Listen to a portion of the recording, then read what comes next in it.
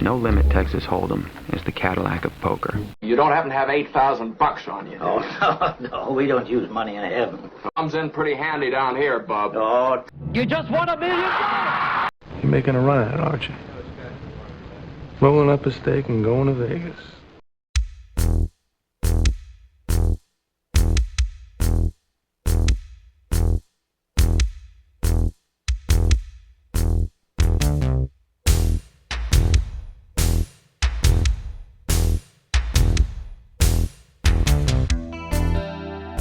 Hey, what is up, everyone?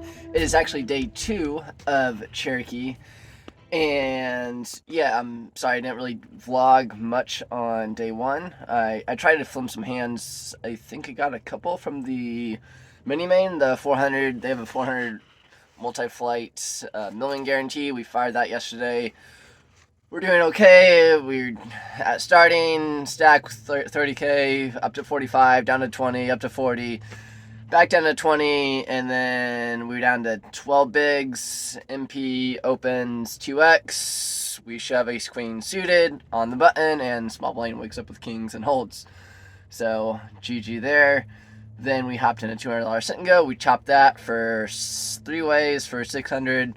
Should have probably just played out till heads up, but hindsight's 20/20, and so. Those are always really soft, so chop that for a little, like 410 profit with the last song and everything. Then we played for 1-3 for a while, ran a pretty big bluff, and made $50. So up a little bit on the day, and so that's always good when you're playing a lot of tournaments and sit-N-Gos, and being the positive is on a bad day. 3 limps to me in the cutoff with 9-10 of spades. Should be ISO raising here and make the first mistake and just call behind. The woman in her 50s in the big blind makes it 15 to go and folds back around to me, and I call, and we're heads up. So we go heads up to a flop of jack of spades, 8 of clubs, 5 of clubs. So we flop open-ended and backdoor flush draw. And she bets pretty heavy here. She bets $30, so almost pot into the flop. And so when most people do this, especially in these board texture, they're when they're betting so large, they're really betting for protection mostly. They're trying to protect either top pair or a vulnerable top pair, or vulnerable over pair. So and so while I'm not really getting a great price to call with open-ended and backdoor flush draw, we're not going anywhere. And I think it's the way she's betting. I think we can, if we don't get there, we can maybe take it away. So I call, heads up to the turn, which is a pretty decent card for us, a king of spades. And she bets out 35 here, so really small bet in relation to her flop bet. She kind of hesitated for a little while before she put out the 35. Feels like a blocker type of bet. I'm thinking something like maybe ace-jack, queens, something in that range. And although it is a better card for her, her range, she probably doesn't know that. So I go for a raise here. I might get 100 to go, and in hindsight, should probably just call and fully realize my equity. In the moment, I raised because not only did I think that she wasn't in love with her hand, and I think that I could probably get her off of it, but obviously I have plenty of equity when called. And then the way she's betting, if another spade falls or another straight card comes, I'm not sure if I get paid on the river. I'm not sure. So I decided to make the move here.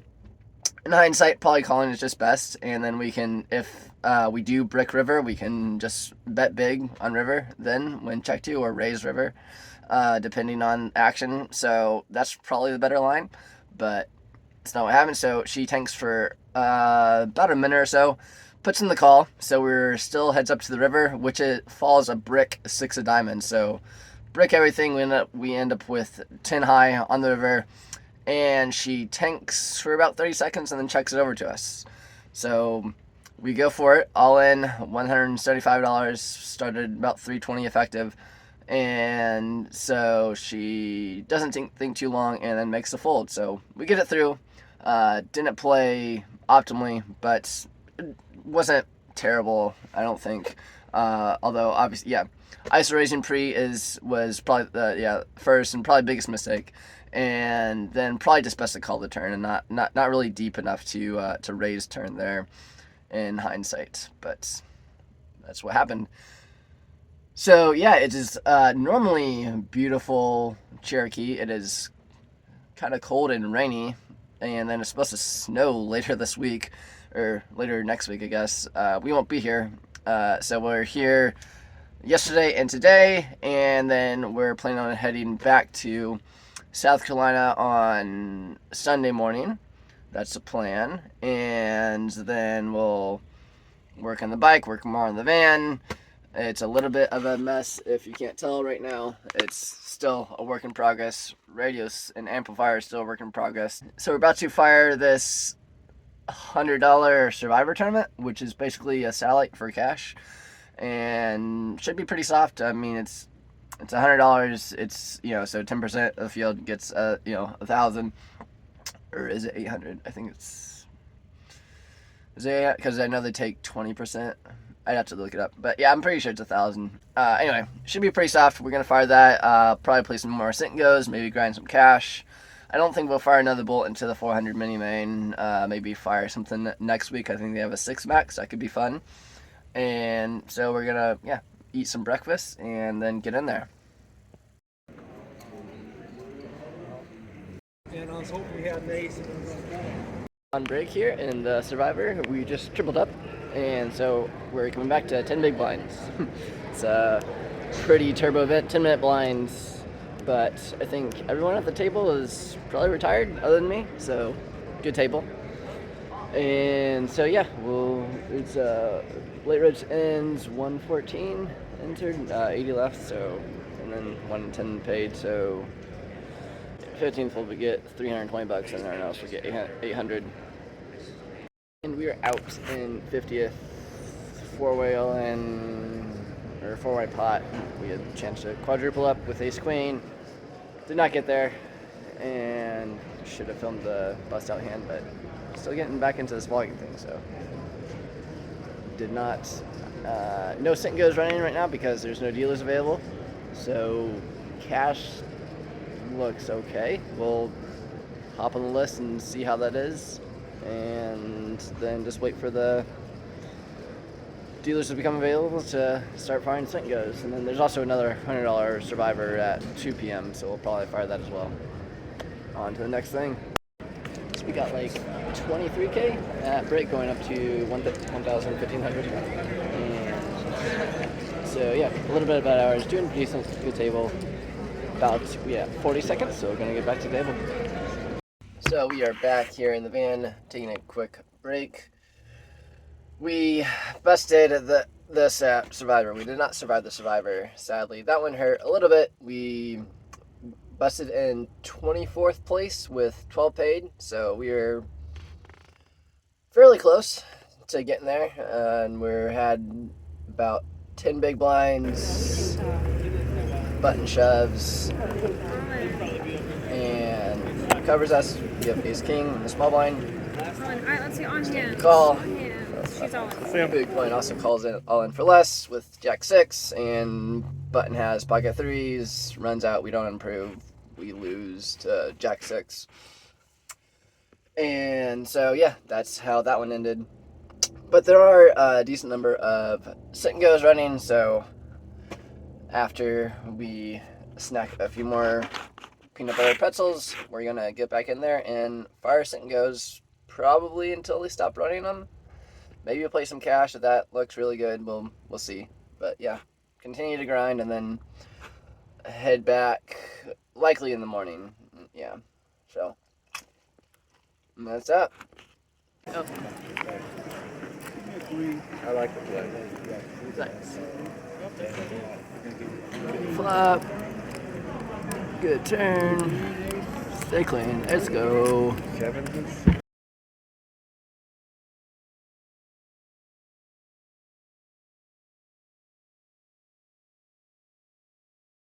Okay, we kind of forgot to vlog a couple sit-N-Gos, 2, maybe 3. I forget. It's been a long day. It is 3 a.m. now. We started playing at 10 a.m. yesterday morning, so played 12 hours of poker today. 2 tournaments and then 1 short cast session and then a bunch of sit-N-Gos. We went 4 out of 5 on the sit-N-Gos as far as making money, and the 5th one that the one we didn't make money on, we came oh so close. We were 3-handed, we couldn't negotiate a deal. I was short stack, lost king queen suited, ace jack off, and that was that. But yeah, it's been really good. And then USA beat Canada, and we had a bet on USA.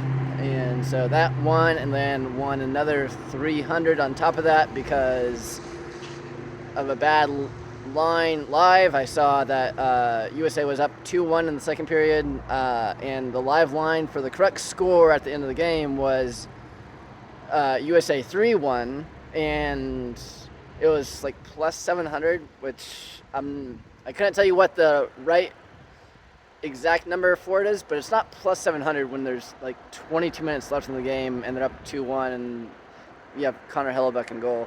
It's probably should be like 3-1 or something like that. And so I didn't bet like a ton on it, but yeah, I bet $40 on that and paid 300. So and then yeah, empty net goal and they win. Like it's could have probably just done like 3-1 and 4-1 and been for like a pretty decent amount of money and been pretty comfortable of having a pretty good bet. Anyway, so yeah, it's been a really great day. Really good day of poker, and now I'm walking 50 yards to the van, gonna sleep a little bit and then ride back home